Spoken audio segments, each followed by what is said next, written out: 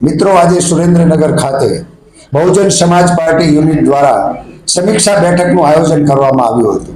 જિલ્લા અધ્યક્ષ પી.કે. રાઠોડ સાહેબ ઉપસ્થિત રહ્યા અને ધાંગધ્રાથી પણ સલીમભાઈ મકરાણી જેઓ જિલ્લા પ્રભારી છે તેમણે પણ અહીં ઉપસ્થિત રહ્યા હતા. સન્માન કરવામાં આવ્યું હતું. તો સાહેબ, આપનું સ્વાગત છે. આજની મીટિંગનો મુખ્ય ઉદ્દેશ શું હતો? આજ રોજ અમે સુરેન્દ્રનગર જિલ્લા બહુજન સમાજ પાર્ટીની સમીક્ષા બેઠક અને ધાંગધ્રા, હળવદ આ બધી 5 વિધાનસભાના અધ્યક્ષશ્રીઓને બોલાવવામાં આવ્યા. એમાં અમારા મુસ્લિમ સમાજમાંથી મકરાણી સાહેબને જિલ્લા પ્રભારીની જવાબદારી આપી અને આવનાર સમયની અંદર તાલુકા પંચાયત, જિલ્લા પંચાયત, નગરપાલિકાની અંદર સર્વ સમાજને સાથે લઈ અને બહુજન સમાજ પાર્ટી મજબૂત થાય એ દિશામાં સંકલ્પ કર્યો. દરેક બૂથની અંદર બહુજન સમાજ પાર્ટી સાથે જોડાય એવા પ્રયત્નો કરવાના છે.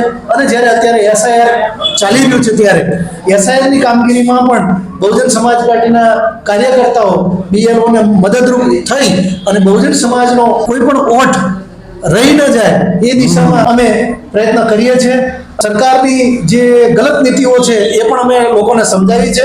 આવનાર સમયની અંદર બહુજન સમાજ પાર્ટી જે છે એ પૂરી તાકાત સાથે તાલુકા પંચાયત, જિલ્લા પંચાયત, નગરપાલિકા અને લોકસભા સુધી પૂરી તાકાતથી લડશે.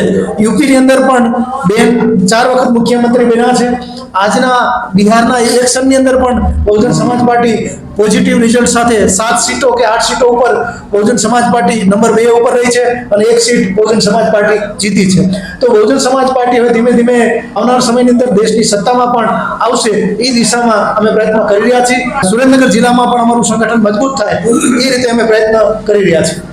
ખૂબ સરસ વાત કરી પી.કે. રાઠોડ સાહેબે કે એમણે હવે સંગઠન અને યુવાનોનો સાથ સહકાર મળી રહ્યો છે. તો નવા હોદ્દાઓ પણ તમે આપ્યા છે. ધાંગધ્રાની અંદર વિધાનસભાના અધ્યક્ષ તરીકે અક્ષયભાઈને હોદ્દો આપ્યો છે.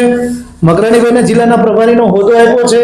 અમારા સંગઠનના માળખા મુજબ જે હોદ્દા છે એ બધા હોદ્દાની વરણી આજે અમે લેટર પેડ સાથે આપી છે. ખૂબ ખૂબ અભિનંદન. સૌ આગળ વધે અને ખૂબ મહેનત કરે અને સંઘર્ષ કરે. સલીમભાઈ મકરાણી સાહેબ પણ અહીં ઉપસ્થિત છે. તો આજની જે મીટિંગ હતી એ વિશે તમે શું કહેશો અને મુખ્ય ઉદ્દેશ શું રહ્યો છે? હું જિલ્લા પ્રભારી સલીમભાઈ મકરાણી, જે મને જિલ્લા પ્રભારીનો હોદ્દો સાહેબે ફાળવેલ છે. અને આજે જે મીટિંગ અમારી થઈ હતી એ બહુ સફળતાપૂર્વક થઈ છે. બધા જે કાર્યકર્તાઓ, હોદ્દેદારો જે બહુજન સમાજ પાર્ટીના જે ભેળા થયા હતા અને આવનાર સમયમાં જે અમારી કામગીરી જે નગરપાલિકા છે, ગ્રામ પંચાયત છે, એમાં અમે ખૂબ જ મહેનત કરીને જે આ પાર્ટીનું સંગઠન એટલું મજબૂત કરવાનું છે. હવે એ સૌ સાથે મળીને અમે અમારે નગરપાલિકાની તૈયારી કરવાની છે, ગ્રામ પંચાયતની તૈયારી કરવાની છે. આવનાર સમયમાં જે સરકારની નીતિઓ છે એના સામે પણ જો ગલત નીતિઓ હશે એ લોકોની તો એના સામે પણ અમે અવાજ ઉઠાવશું. અમને વિશ્વાસ છે લોકોનો સાથ સહકાર મળશે. કાંગધ્રા બોડીની, હળવદ બોડીની વિધાનસભા 64 બધી સમીક્ષા બેઠક કરી એના માટેની અમારી જે મહેનત છે એ મહેનત પ્રમાણે અમે જે સાહેબે કીધું, સાહેબે બહુ સરસ વાત કરી. દેશના ખૂણે ખૂણા, ગુજરાતના ખૂણે ખૂણા કે ગામડાઓના ખૂણે ખૂણે અમે અમારી રીતે પહોંચવાનો પૂરો પ્રયત્ન કરશું. અમે મહેનત કરી રહ્યા છીએ અને આવનાર સમયમાં જે બહુજન સમાજ પાર્ટીની મહેનત છે અમે સત્તામાં પણ અમારી જગા બનાવવાની કોશિશ કરશું. જો જનતા અમને સાથ આપશે તો અમે જનતાની મહેનત કરશું. સુરેન્દ્રનગર મીનાક્ષી કોમ્પ્લેક્સ ખાતે આ સમીક્ષા બેઠકનું આયોજન કરવામાં આવ્યું હતું. અતિથિ તરીકે અધ્યક્ષ સાહેબ હતા જે પી.કે. રાઠોડ સાહેબ, એમનું બહુ મોટું યોગદાન છે અને બહુજન સમાજ પાર્ટીને આગળ લાવવાના તમામ પ્રયત્નો કરશે. તો અહીં અંતમાં આપનો શું સંદેશ રહેશે? બીજેપી સરકારની જે ખરાબ નીતિઓ છે જેના કારણે લોકો પરેશાન છે, ગરીબી, બેકારી, ભ્રષ્ટાચાર આ બધું છે, એનાથી થોડું લોકો જાગૃત થાય અને જેના માટે શબ્દો નથી. તો એ સરકારને હવે બાયકોટ કરવાનો સમય આવ્યો છે અને કોંગ્રેસ જ્યારે વિકલ્પ નથી ત્યારે બહુજન સમાજ પાર્ટીને વિકલ્પ બનાવો. સર્વજન હિતાય સર્વજન સુખાય. આજે દારજીભાઈ કાંતિભાઈ પટેલ પણ અહીં ઉપસ્થિત હતા અને એઓ પણ બહુજન સમાજ પાર્ટી સાથે જોડાના છે. ત્યારે તમને આમ કેવું લાગે છે કે પટેલ સમાજ પણ હવે સ્વીકારી રહ્યો છે? પટેલ સમાજ પ્રેમથી અને બહુ આદરથી અમે બહુજન સમાજ પાર્ટીની અંદર એમનો સ્વીકાર કર્યો છે. એ પણ તાલુકા પંચાયત જિલ્લા પંચાયતની અંદર ચૂંટણી લડવા માટે તૈયાર છે અને અમારી સાથે જોડાયા છે. અને બહુજન સમાજ પાર્ટી હંમેશા કોઈ જ્ઞાતિ જાતિની કે કોઈની વિરુદ્ધમાં રહી નથી. બહુજન સમાજ પાર્ટીનો નારો રહ્યો છે સર્વજન હિતાય સર્વજન સુખાય. તો પટેલ સમાજ આજે અમારી સાથે જોડાયો છે. તો આવનાર સમયની અંદર અમે સુરેન્દ્રનગરની અંદર ગુજરાતની અંદર પરિણામ લાવી અને આ બધાના સહકારથી દેખાડીશું. નગરપાલિકા અને મહાનગરપાલિકા સ્થાનિક સ્વરાજની સંસ્થાઓની ચૂંટણીઓમાં પણ ઝંપલાવી અને પાર્ટીને ખૂબ સફળતાપૂર્વક આગળ મોકલશે અને હવે તમામ જ્ઞાતિ જાતિ ધર્મના લોકો પાર્ટીમાં જોડાઈ રહ્યા છે.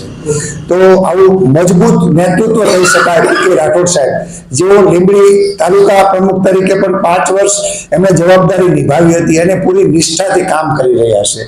તો મિત્રો, આ બહુ મોટી વાત કહેવાય. તો તમે અંતમાં શું કહેશો? અંતમાં તો સાહેબ હું એટલું જ કહીશ કે જે કાશીરામ સાહેબ, જ્યોતિબા ફૂલે, ફાતિમા શેખ, આપણે જો કે તારીફ કરીએ એટલી ઓછી છે. એ લોકોએ જે કુરબાની આપી એ તો આપણે કુરબાની નથી દઈ શકતા, પણ એનો અંશ જો આપણામાં સામેલ થઈ જાય તો 4 ચાંદ લાગી જાય.